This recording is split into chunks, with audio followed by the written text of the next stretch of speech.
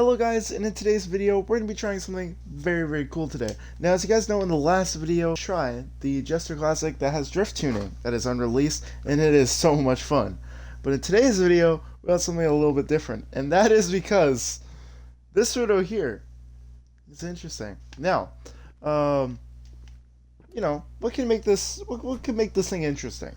If you guys remember the last video on the Jester Classic, then I think you will quickly realize what makes this thing interesting. We have drift tuning on the Futo here today, unreleased drift tuning car, and we're going to be customizing it today and driving it. So without further ado, let's get to customizing.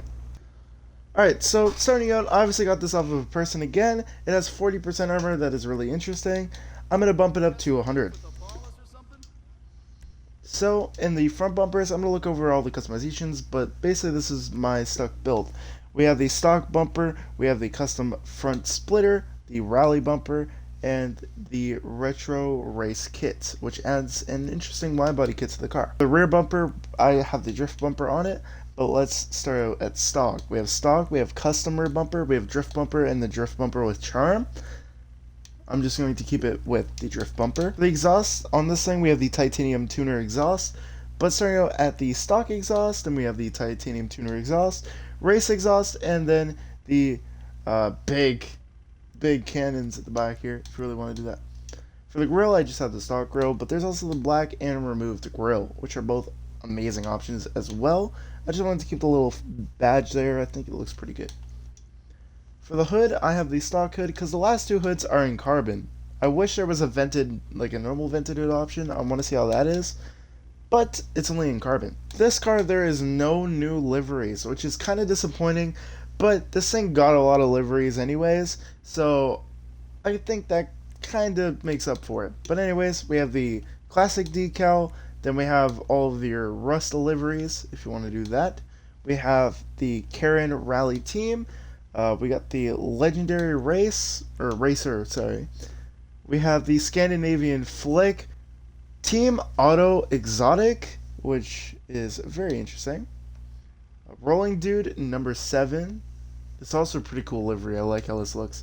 I have the Garage Drift on here. I thought this one kind of looked pretty good. It also matched with the plate a little more with the yellow accents, being the different stickers and kind of like the yellow stripe there, so I just decided to go with that just to match it with the plate a little more. And then of course we have that, which we're just going to skip on past. Roll cage, I do have the roll cage upgrade, but you can also have it off if you don't want that extra or the different seat in the roll cage. In the roof options, we have a roof splitter if you want to put that on. I am 50-50. I like how it looks without it, but I also kind of like how it looks. We have the custom skirt to match with the whole entire kit, but as well you have stock if you want to. For the spoiler, we're going to start with in none. We have a nice little lip spoiler, which is basically just an upgrade from the none from the stock one, which I think is pretty cool. You could also do this if you want to delete it, which looks really good as well. Ducktail, if you like this. I have it on personally because it's just a little bit of a nice little upgrade and gives it more of a flick at the back, which is kind of cool. Then we have a GT wing and the drift wing if you want to go a little crazy. Now you will notice there is no actual suspension option for this car, which I find is very interesting, but that's fine. In the wheels, we just have some street wheels on black right here, and for windows there is nothing special. So this is it for the build. Let's get to driving. Alright guys, we're here at the military base. I think this is going to be a good place for this car because it's a little bit open space, and with its lower power, the mountains would be kind of tricky, especially when we're going uphill. So I think this place is going to be their best bet. So let's see how this thing works around here.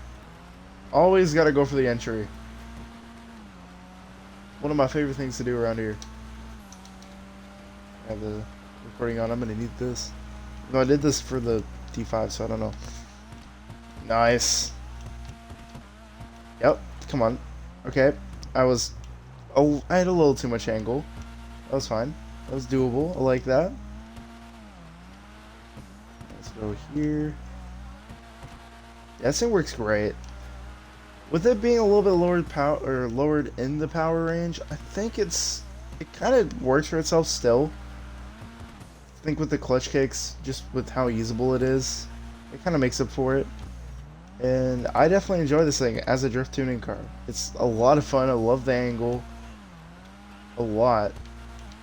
Obviously, a little bit not used to it because every single time I think of this thing, I think of it as a low grips car. So this being on drift tuning is kind of wild and really, really cool. Ooh, you know what? Little jump drift just to try this thing out. And get the power back. Yep, there. Perfect. Nice. This thing works so well. I actually really enjoy this car. Again, I have to say with these drift tuning cars, when they fully release, I definitely recommend picking them up. Obviously, it's something new, it's something fresh within the drift tuning. I don't know where I'm going, but they're so much fun to drive. And ooh, I definitely enjoy them a lot. I definitely recommend picking them up, that's for sure. I mean, as a low grips car, this thing like was really, really good. Even before that, with just stancing the car, this thing has always been really good. And I think it's the same for drift tuning. It slaps. We'll tap off the wall. Yep, with the angle, that's sick. I definitely recommend picking this up. And I'm glad that I have it to show you guys early and show you guys the upgrades and show you guys how this thing performs, which I think is really good. These new drift tuning cars, at least so far from what I've tried, have been really, really good. And yeah, I mean, it's drift tuning. It's always going to be pretty good. That leaves me with one more drift tuning car to try. So if you guys want to see the Chubby Wreck, whatever it's called, let me know down in the comments, and also hit that like button because I'm definitely down to try that thing. If I end up looking for it, and yeah, but I'm sure I'll try it when it releases. I'm just not the biggest fan of that car looks wise, but I feel like it will probably be another great car. So I think I might need to pick it up, but I'll see. And yeah, little wall tap off that. Let's take it. If you guys enjoyed today's video with the Futo here, make sure you guys hit that like button, hit that subscribe button, hit the notification bell to upload and to stay up to date. And we're over a quarter of the way already to 1,000 subs, if you guys have not noticed. It is pretty crazy. And yeah, I can't believe that we made it this far on the YouTube, which I really, really enjoy. And if you guys want to see either me making videos or just me going live, I always go live on Twitch. That is also in the link in the description. So if you guys want to see early videos or see what I'm up to, Twitch is it. And yeah, with that being said, I'll see you guys in the next video. And I'm out. Peace.